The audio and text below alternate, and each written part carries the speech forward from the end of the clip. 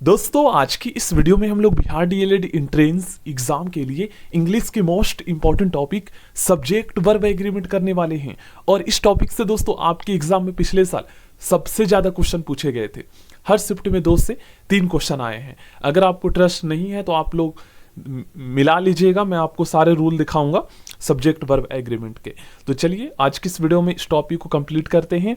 और इस वीडियो को अगर आप एंड तक देख लेते हो तो 3 नंबर आपके पक्के हैं, लिख लीजिएगा इस बात को, ठीक है ना। ज़्यादा रटने की जरूरत नहीं है। इंग्लिश में 20 में से 20 नंबर लाना इसलिए आसान है क्योंकि यहाँ पर समझना पड़ता है रूल को, बस याद करने की ज़्यादा जरूरत नहीं पड़ती है। देखिए सब्जेक्ट वर्ब एग्रीमेंट क्या होता है। आप जब भी सेंटेंस बनाते हैं, ठीक है, एग्जाम्पल के माध्यम से मैं समझाता हूँ। जब भी आप लोग दोस्तों सेंटेंस बनाते हैं तो उस सेंटेंस में हेल्पिंग वर्ब और मेन वर्ब किसके अकॉर्डिंग यूज करते हैं। आप उस सेंटेंस में सब्जेक्ट के नंबर, मतलब सब्जेक्ट एक वचन है या बहुवचन है, उसके नंबर और पर्सन के अकॉर्डिंग करते हैं। उसी को हम सब्जेक्ट वर्ब एग्रीमेंट कहते हैं, ताकि गलत ना हो सेंटेंस। अगर मान लीजिए सब्जेक्ट आपका सिंगुलर है और प्लूरल हेल्पिंग वर्ब या आप मेन वर्ब लगा देंगे तो सेंटेंस आपका गलत हो जाएगा ना। तो ये सब्जेक्ट वर्ब एग्रीमेंट का रूल नहीं है। सब्जेक्ट वर्ब एग्रीमेंट वहीं पर सेटिस्फाई होगा जहां पर हमारा वर्ब जो है ना, हेल्पिंग वर्ब या मेन वर्ब, सब्जेक्ट के नंबर और पर्सन के अकॉर्डिंग सही यूज हो, उसी को सब्जेक्ट वर्ब एग्रीमेंट कहते हैं। जैसे आप लोग इस सेंटेंस को पढ़िए और एग्जाम्पल को समझिए। और पर्सन क्या होता है ये भी मैं आपको बताऊंगा। आपने पर्सनल प्रोनाउन पढ़े होंगे। पर्सनल प्रोनाउन का यूज कहाँ पर करते हैं? पर्सनल प्रोनाउन का यूज एज अ सब्जेक्ट के रूप में हम करते हैं। जैसे किसी व्यक्ति के लिए करते हैं कि नहीं, किसी व्यक्ति के लिए, जानवर के लिए, तो उसे हम पर्सनल प्रोनाउन कहते हैं। अब दिस, डैट, दिस, दोज ये पर्सनल प्रोनाउन नहीं है, ये डेमोन्स्ट्रेटिव प्रोनाउन है, ठीक ना। पर्सनल प्रोनाउन में जैसे आई आ गया, वी आ गया फर्स्ट पर्सन का, सेकंड पर्सन में आ गया यू, ठीक ना। यू प्लूरल भी यूज होता है और सिंगुलर रूप में भी यूज होता है। उसके बाद थर्ड पर्सन में सिंगुलर सब्जेक्ट में ही, सी, इट आता है, नाम आ जाता है, और प्लूरल में दे आता है। तो ये प्रोनाउन होते हैं। इसका चार्ट मैं शो करूंगा तो और अच्छे से समझ में आएगा। पहले समझते हैं किसे कहते हैं सब्जेक्ट वर्ब एग्रीमेंट। समझ में तो आ ही गया होगा। किसी भी सेंटेंस में सब्जेक्ट के नंबर तथा पर्सन के अनुसार वर्ब का प्रयोग सब्जेक्ट वर्ब एग्रीमेंट कहलाता है। तो रूल क्या कहता है कि यदि सब्जेक्ट सिंगुलर हो तो सिंगुलर वर्ब प्रयुक्त होता है, ठीक ना। अब कुछ स्टूडेंट कहेंगे कि सर ही के साथ कम्स क्यों है। तो देखो गाइस, मैं आपको रूल बताता हूं। यहां पर आप लोग पहले रूल समझिए। देखिए वर्ब जो वर्ब की फर्स्ट फॉर्म, आप बुक्स के लास्ट पेजेस ओपन करेंगे तो वर्ब के जो फर्स्ट फॉर्म दे रखे होते हैं ना, जैसे कम, रीड, स्पीक, वो ऑलरेडी प्लूरल होता है। जैसे मैं यहां पर लिखता हूं READ, रीड, ये वर्ब की फर्स्ट फॉर्म है, तो ये ऑलरेडी प्लूरल है। अब दोस्तों आपको सब्जेक्ट के अकॉर्डिंग, मान लीजिए आपका सब्जेक्ट थर्ड पर्सन का सिंगुलर है, सिंगुलर सब्जेक्ट है ही। अब ही क्या है? सिंगुलर सब्जेक्ट है, तो सिंगुलर सब्जेक्ट के साथ आप सिंगुलर मेन वर्ब यूज करेंगे। तो सिंगुलर मेन वर्ब यूज करेंगे तो रीड तो प्लूरल है, तो इसमें एस लगाकर सही करना होगा, सिंगुलर बनाना होगा। तो यही होता है। अब एक रूल ये भी याद कर लीजिएगा आप लोग कि दोस्तों नॉन में एस या ईएस लगाकर उसको प्लूरल बनाया जाता है। नॉन एंड नंबर में आपने ऑलरेडी पढ़ चुके हैं कि कैसे एक वचन और बहुवचन बनाया जाता है। और वहीं पर वर्ब में एस या एस लगाकर उसे सिंगुलर बनाया जाता है ना। कितना इंपॉर्टेंट रूल, समझिएगा। बहुत ही इंटरेस्टिंग टॉपिक है ये और बहुत आसान है। आप इजीली ला सकते हो सब्जेक्ट वर्ब एग्रीमेंट में 3 में से 3, ठीक ना। और रूल भी काफी अच्छे रूल है इसमें, जो कि ग्रामर को आपको काफी स्ट्रॉन्ग करेगा। देखिए ही कम्स, सिंगुलर सब्जेक्ट है, सिंगुलर वर्ब यूज हुआ है। पी मतलब प्लूरल सब्जेक्ट है हमारा, दे थर्ड पर्सन का, तो प्लूरल वर्ब यूज हुआ है। कम बताया ना, जैसे रीड हो गया, कम हो गया, स्पीक हो गया, ये ऑलरेडी प्लूरल होता है। सारे वर्ब होते हैं फर्स्ट फॉर्म के, ठीक ना। अब देखिए यहाँ पर क्या कहा गया, वर्ब का सही रूप में प्रयोग करने के लिए आवश्यक है कि आप सिंगुलर व प्लूरल को पहचाने, ठीक है। तो ये तो पहचानने आता ही है सभी को। जैसे ईज और हैज जो है जो सिंगुलर वर्ब के रूप में यूज होता है, हेल्पिंग वर्ब, वहीं पर आर और है प्लूरल के रूप में होता है। वॉज यहाँ पर सिंगुलर के रूप में और यहाँ पर वर प्लूरल के रूप में। अब सिंगुलर में देख लीजिए वर्ब में एस या एस लगाकर उसको सिंगुलर बनाते हैं। अब जैसे ही के साथ अगर आप गो लगा देंगे तो गलत हो जाएगा, जैसे वह जाता है, इसमें ईएस लगाकर इसको सिंगुलर बनाना होगा क्योंकि गो ऑलरेडी प्लूरल है। अब आपका जो है सब्जेक्ट वर्ब एग्रीमेंट बिल्कुल सेटिस्फाई होता है, हमारा सेंटेंस करेक्ट है, ठीक ना। अब यहाँ पर प्ले और गो एटसेट्रा ये प्लूरल मेन वर्ब है। आई होप समझे होंगे। अब रूल नंबर 1 पर आते हैं, जो सबसे ज़्यादा इंपॉर्टेंट रूल है ना, वो मैं आपको शो करता हूँ। आप लोग मिला लीजिएगा जिससे क्वेश्चन आपके एग्जाम में आए हैं। देखिए रूल नंबर 3, सबसे ज़्यादा जो क्वेश्चन पूछे गए हैं वो रूल नंबर 3 से पूछे गए हैं और रूल नंबर 5 से, और उसके बाद एक और रूल है जिससे आए हैं। देखिए रूल नंबर 3 कितने क्वेश्चंस करे हैं, बहुत सारे क्वेश्चंस करे हैं और क्वेश्चन आए भी हैं। उसके बाद रूल नंबर 5 है, देख लीजिए, यदि दो सब्जेक्ट को नाइदा, इसमें आर साइलेंट होता है, नाइदा, नोर, आइदा और, नोट ओनली, बट ऑल्सो, नोर और, ठीक ना, और से या नन बट से जोड़ा जाए तो वर्ब नजदीक वाले सब्जेक्ट के अनुसार प्रयोग होना चाहिए। यही तो सब्जेक्ट वर्ब एग्रीमेंट है, जहां पर केवल वर्ब और सब्जेक्ट के नंबर के अकॉर्डिंग और पर्सन के अकॉर्डिंग यूज करना ही सब्जेक्ट वर्ब एग्रीमेंट नहीं है, और भी बहुत सारे रूल है जो आपको पता होना चाहिए, वो तो है ही, ठीक ना। चलिए आगे बढ़ते हैं, और रूल मैं आपको शो कर देता हूं पहले ही। वीडियो को एंड तक देखिएगा, मैं इंपॉर्टेंट रूल बताऊंगा, उसके बाद पर्सन भी समझाऊंगा। देखिए इससे भी बहुत सारे क्वेश्चन पूछे गए हैं, ये वाला इसमें तो आया हुआ ही है। अब दोस्तों देखिए, कुछ नॉन फॉर्म से प्लूरल होते हैं लेकिन अर्थ में सिंगुलर है, मतलब देखने में तो लगेगा कि यार ये प्लूरल है, तो चलो लास्ट में इस लगा हम आर लगा देते हैं, मतलब प्लूरल हेल्पिंग वर्ब भी लगा देते हैं। लेकिन आपको रूल जिनको पता होगा वो सही लगा कर आएंगे आंसर, ठीक ना। जो कुछ नॉन फॉर्म में प्लूरल होते हैं, मतलब दिखने में, लेकिन अर्थ में सिंगुलर, इनके साथ सिंगुलर वर्ब का प्रयोग करते हैं, ठीक है ना। सारे याद कर लीजिएगा।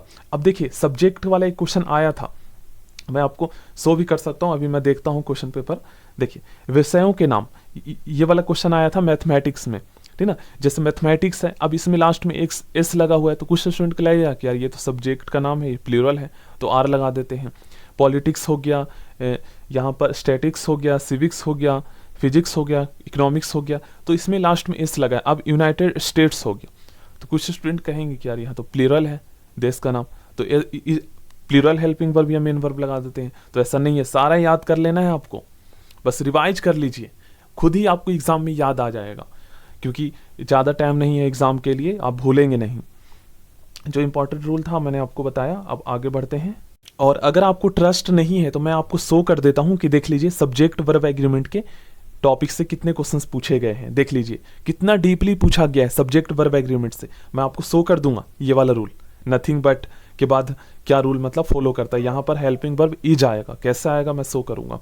उसके बाद देख लीजिए अंकित एज वेल एज राम, अब इसमें जो हेल्पिंग वर्ब यूज होगा वो पहले वाले सब्जेक्ट के अकॉर्डिंग होगा। अगर नाइदा, नॉर, आइदा और नॉट ओनली बट आल्सो होता तब पास वाले subject according helping verb use होता, ठीक ना।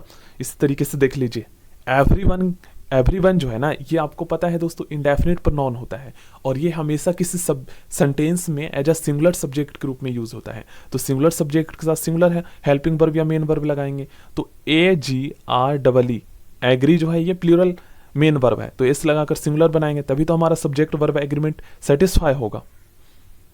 यहां पर एक और क्वेश्चन आप लोग देख सकते हो, नाइदा, यू, नॉर, ही, तो इसमें नजदीक वाले सब्जेक्ट के अकॉर्डिंग हेल्पिंग वर्ब यूज होगा, तो यहां पर हमारा इज आएगा।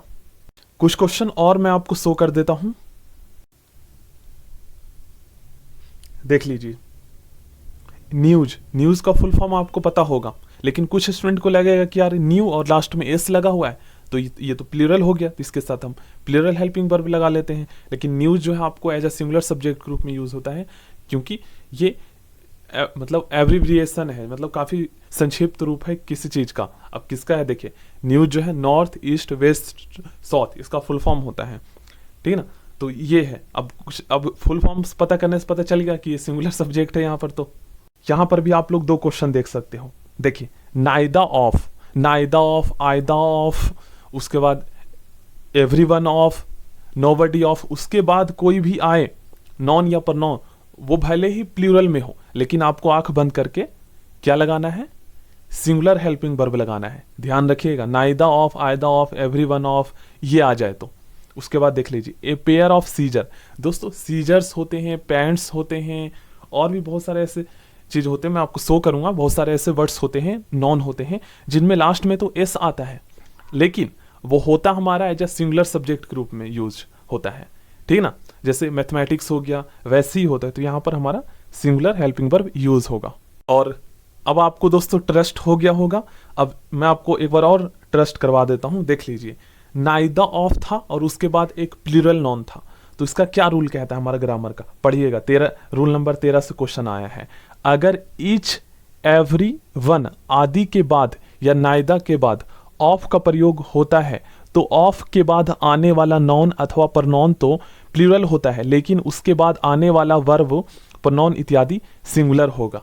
देख लीजिए, one of, each of, every one of, neither of, either of के बाद प्रनॉन आए या नॉन आए तो वो तो प्लूरल होगा, लेकिन हेल्पिंग वर्ब या मेन वर्ब आप सिंगुलर यूज करेंगे। देख लीजिए, यही था ना हमारा क्वेश्चन, इसी टाइप का, तो यहां पर वॉज यूज होगा।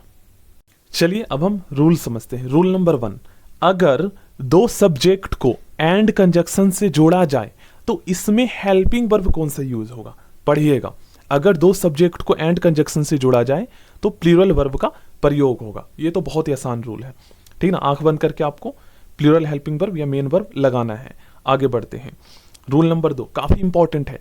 यदि दो या दो से अधिक, ठीक ना, दो या दो से अधिक नॉन्स या एडजेक्टिव्स को एंड से जोड़ा जाए लेकिन वे एक ही व्यक्ति, वस्तु या आइडिया को प्रदर्शित करे, उससे एक ही व्यक्ति, वस्तु या आइडिया का बोध हो, भले ही दो या दो नॉन या एडजेक्टिव को एंड से जोड़कर प्रयोग किया गया हो किसी सेंटेंस में, अगर बोध एक ही व्यक्ति, एक ही वस्तु, एक ही आइडिया का हो रहा है तो सिंगुलर वर्ब का प्रयोग होता है। एग्जाम्पल के रूप में समझते हैं और अच्छे से आपको समझ में आ जाएगा। देखिए, my friend philosopher and guide have come, गलत है, यहां पर हैज कम होगा। क्यों?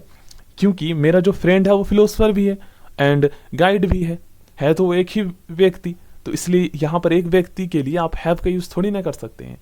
पढ़ने के बाद भी एक अर्थ समझ में आता है जो कि छिपा हुआ होता है, ठीक ना। सब चीज दिखने से ही नहीं होता। अब mathematics is an interesting subject, तो मैथमेटिक्स दिखने से लग रहा है कि प्लूरल है लेकिन है तो सिंगुलर, तो इसी तरीके से यहाँ पर दिख रहा है कि ये प्लूरल है, ये सेंटेंस में जो सब्जेक्ट है, लेकिन है ये सिंगुलर। जो अर्थ छिपा हुआ है ये रूल हमारा पढ़ने पर पता चलेगा। जिन्होंने रूल नहीं पढ़ा है सब्जेक्ट वर्ब एग्रीमेंट का वो गलत ही करके आएंगे सारे के सारे क्वेश्चन। देखिए आगे बढ़ते हैं। Fish and chips.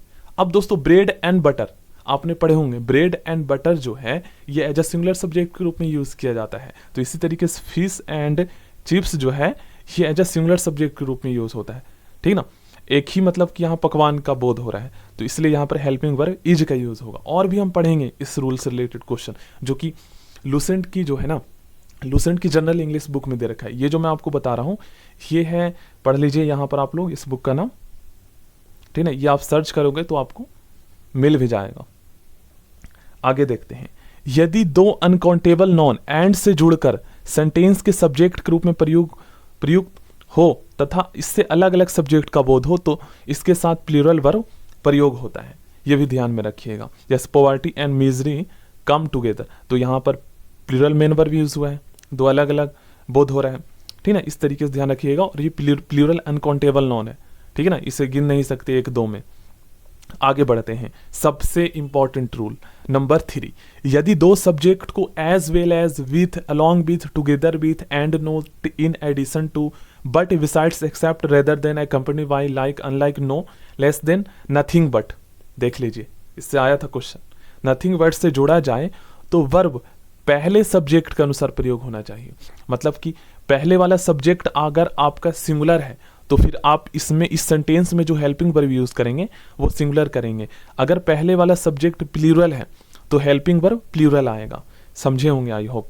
आगे बढ़ते हैं। रूल नंबर 4, इससे क्वेश्चन नहीं आया है लेकिन हो सकता है आ जाए, तो पढ़ लेते हैं। अगर आर्टिकल का प्रयोग सिर्फ फर्स्ट सब्जेक्ट के पहले होता था तो इसका अर्थ होगा कि एक ही व्यक्ति अथवा वस्तु, ठीक ना। मतलब मान लीजिए एक सेंटेंस में दो एडजेक्टिव यूज हुआ है एंड कंजक्शन से जुड़कर, ठीक है, दो नॉन यूज हुआ है एंड कंजक्शन से जुड़कर।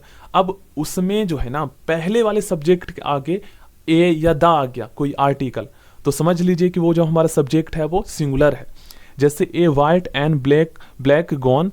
अब यहाँ पर देखिए एक गॉन जो है, एक ही गॉन है, यहाँ पर आर्टिकल ने फिक्स कर दिया पहले लगकर, ठीक ना, जो कि दो रंग का है, एडजेक्टिव है, इसकी विशेषता बता रहा है। तो वॉज वॉट बाई हर, उसके द्वारा खरीदा गया, ठीक ना। इस तरीके से समझना है। अब Churchill was a great orator and politician of his time. अब यहाँ पर देखिए चर्चिल वॉज अ ग्रेट, यहाँ पर एडजेक्टिव से पहले लगा है, अ ग्रेट ऑरेटर, देखिए ऑरेटर एंड पॉलिटिशियन दो नॉन है यहाँ पर ऑफ हिज टाइम। चर्चिल मतलब अपने टाइम का जो है एक ग्रेट ऑरेटर एंड पॉलिटिशियन था, तो यहाँ पर ए लगने से जो है ना यहाँ पर वॉज यूज हुआ है। अब इसके अकॉर्डिंग हुआ है, जैसे देयर का यूज, मैं आपको एक देयर का सेंटेंस का एग्जांपल देता हूँ, इससे क्वेश्चन आते हैं। जैसे मान लीजिए कि वहां पर एक ही पेड़ है, तो आप THERE देयर के साथ कौन सा हेल्पिंग वर्ब यूज करेंगे, इज करेंगे, देयर इज अ ट्री।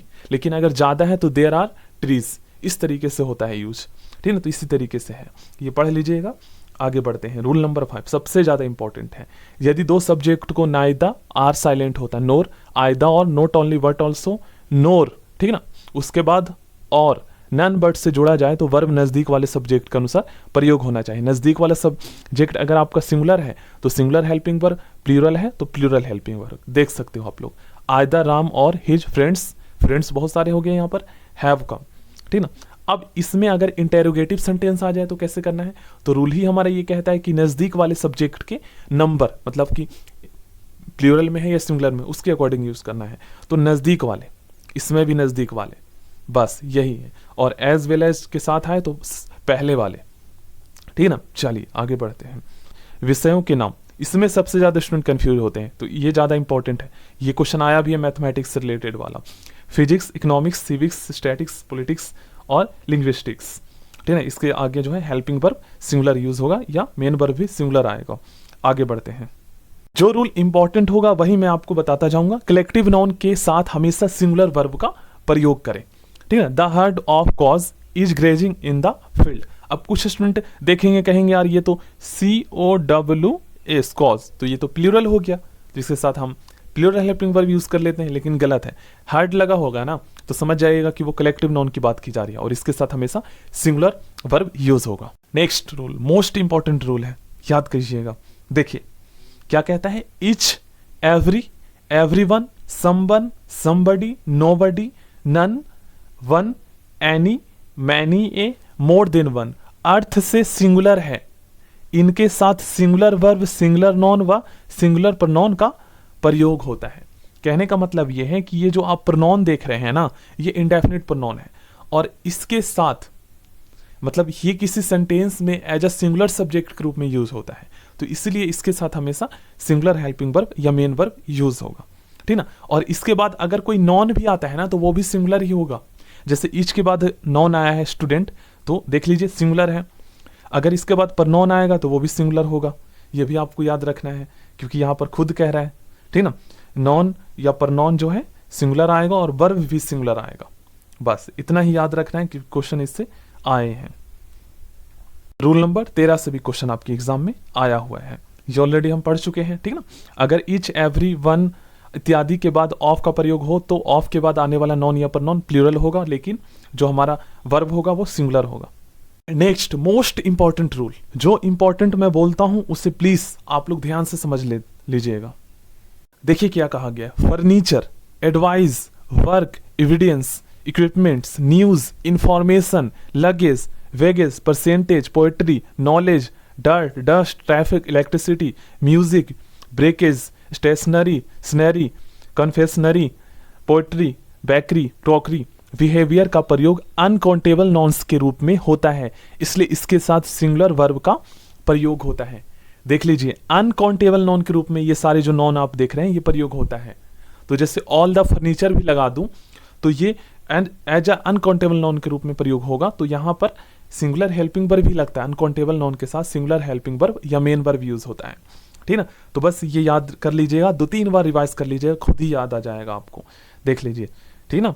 ये रूल काफी ज्यादा इंपॉर्टेंट है।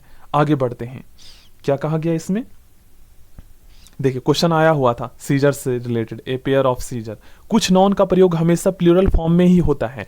इन नॉन के अंत में लगे एस को हटाकर इन्हें सिंगुलर नहीं बनाया जा सकता, मतलब ये प्लूरल फॉर्म में ही होता है शुरू से ही, ठीक ना। ये दिखने में भी प्लूरल लगते हैं एवं इनका प्रयोग भी प्लूरल की तरह होता है। ऐसे नॉन निम्न है, अब देख लीजिए, सीजर्स हो गया, टंग्स हो गया, उसके बाद और भी आप लोग देखेंगे, ट्राउजर्स हो गया, पैंट्स हो गया, पजामास हो गया, शॉर्ट्स हो गया, उसके बाद और भी सारे वर्ड्स आप याद कीजिएगा।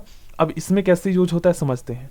देखिए यहाँ पर दोस्तों कुछ स्टूडेंट को काफी ज्यादा कंफ्यूजन होगा। देखिए अभी मैंने आपको रूल क्या बताया कि कुछ ऐसे वर्ड्स होते हैं जैसे सीजर्स हो गया, मतलब ये फॉर्म में भी प्लूरल होते हैं और प्रयोग भी एज अ प्लूरल होते हैं। लेकिन यहाँ पर मैंने आपको स्टार्टिंग में बताया था कि वॉज यूज होगा, सिंगुलर हेल्पिंग वर्ब यूज होगा। तो देखिए रूल हमारा समझिए ना कि ए पेयर ऑफ आ गया, तो ए पेयर ऑफ लग जाए ना किसी के आगे, तो भले ही वो फॉर्म में प्लूरल हो, भले ही वो ग्रामर के अकॉर्डिंग प्लूरल मतलब कि एज अ सब्जेक्ट के रूप में यूज हुआ हो और उसके आगे प्लूरल हेल्पिंग वर्ब या मेन वर्ब यूज हुआ हो, लेकिन ए पेयर ऑफ लग गया ना, ए पेयर ऑफ लग गया या नाइदर ऑफ लग गया, एवरीवन ऑफ लग गया, नन ऑफ लग गया, तो आंख बंद करके आपको सिंगुलर हेल्पिंग वर्ब लगाना है। ये भी तो आपको पता होना चाहिए ना ग्रामर का रूल। देख लीजिए एक बार फिर से आप लोग पढ़ लीजिए ये रूल, ठीक है ना दोस्तों। ध्यान रखना है ए पेयर ऑफ वाला जो मैंने आपको रूल बताया ना, देखिए ये भले ही एज अ प्लूरल सब्जेक्ट के रूप में यूज होता हो, प्लूरल प्रोनाउन के रूप में ये यूज होता हो और इसके बाद आपको पता है प्लूरल वर्ब यूज किया जाता है, लेकिन अगर इन नॉन्स के पहले ए पेयर ऑफ लग जाए ना तो वो उसको कलेक्टिव के रूप में कलेक्टिव बना देता है और फिर वहां पर आपको पता है कि उसके साथ मतलब कि वो singular as a singular subject के रूप में यूज होता है कलेक्टिव नाउन और उसके साथ सिंगुलर वर्ब यूज होता है। बाकी ऐसे आप इसे प्लूरल मतलब प्लूरल नाउन के रूप में यूज कर सकते हो, ध्यान में रखिएगा क्योंकि इनसे क्वेश्चन आते हैं। चलिए आगे बढ़ते हैं।